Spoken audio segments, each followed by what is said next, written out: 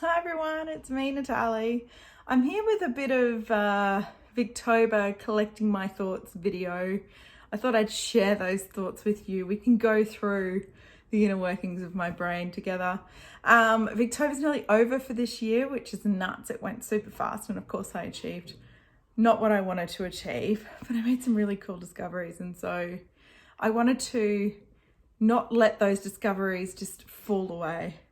I also want to make some plans for next Victober, which involve those discoveries. And kind of this makes me a bit accountable as well. So indulge me. Thank you. This Victober, I was in a research mood and I just had a ball learning new things about authors, but also the thing that I loved, the video that I loved researching for and making was my top 10 Victorian novels that are most loved by everyone on the internet. So if you haven't seen it, I just went through 20 different pieces of information, whether that be videos or blog posts, and with people recommending their favorite Victorian novels. And I did a little tally and I came up with the top 10 most recommended or most loved by the people that I saw talking about this stuff. So in the moment, I vowed that I would read them all. And so I've made a way that I'm going to make sure that I do that for next Victober, and you can kind of see the bottom of it there. Let me lift you up and show you. It's another chart. I've already got 3 on there because those were the 3 that I love. So I've got Far From the Madding Crowd, Wives and Daughters, and North and South. So what I want to do by next Victober is to have read all of the books on the list. Quick recap, there was those 3, which I've already done. Then Jane Eyre, Wuthering Heights, Tenant of Wildfell Hall, Bleak House and Great Expectations, Vanity Fair, and The Picture of Dorian Gray. So those were the 10. And what I'm going to do is throughout the year, I'm going to read the books and then I'm going to rank them like I did with my top 50 Australian reads and create my own ranking for those top 10 novels and see how they fit alongside the research that I did. The top 3 were Jane Eyre, Wuthering Heights, and Tenant of Wildfell Hall. So we'll see whether that's my top 3.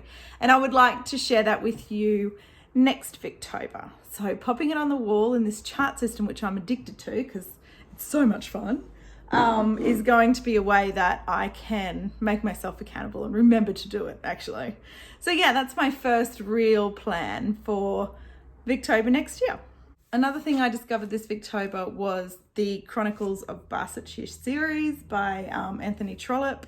I discovered Trollope and had a little dive into who he was, which was quite interesting. Anyway, I read The Warden, which just made me really happy.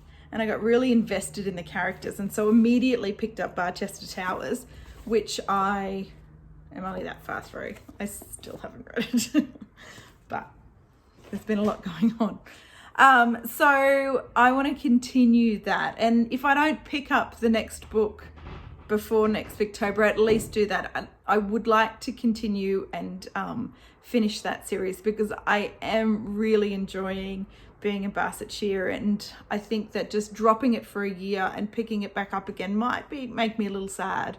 I find such joy in Mr. Harding and Eleanor and all of the goings on. So yeah, it will be, it was a great find.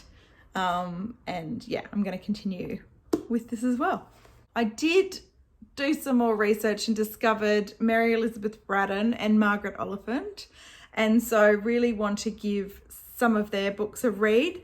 So I am publicly declaring to you that next Victober I will read one of their books if I haven't done it before then, and really decide whether that opens up this author rabbit hole for me or not, depending on whether I enjoy the books. But yeah, they both sound like such interesting women, and reading their books will make me seriously happy. So I'm going to do that next Victober for sure.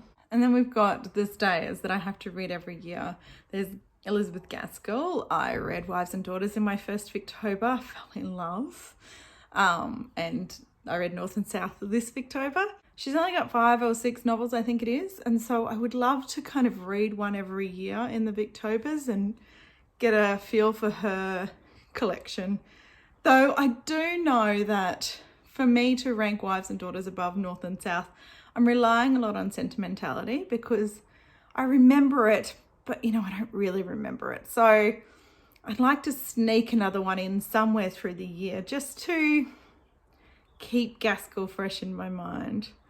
That same goes with Thomas Hardy. So I read Far From the Madding Crowd in my first Victober.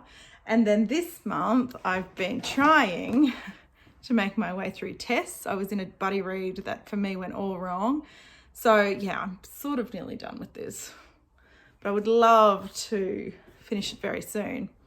So yeah, I'm in a bit of a Hardy loving buddy read group, which is great. So we keep picking up Hardy throughout the year. So there'll be no problem. But just for old time's sake, I would like to make sure that I'm reading Hardy every Victober. And that's really it. So keep watching the vlogs to see when I read these for the top 10 list.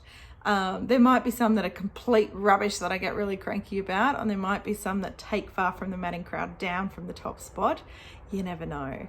I had Jane Eyre on my list to read this Victober, but that never happened. So that might be the next one that I do.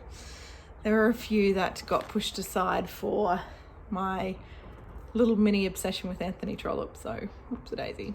Anyway, I hope your Victober was great and wonderful and full of lovely stories about lovely people. And yeah, let me know what you read, what you loved. Did you find any new discoveries that might roll over into the next Victober? I'd love to hear all of your thoughts. Anyway, thanks for watching this really quick wrap up, and I'll talk to you in the next video. Bye.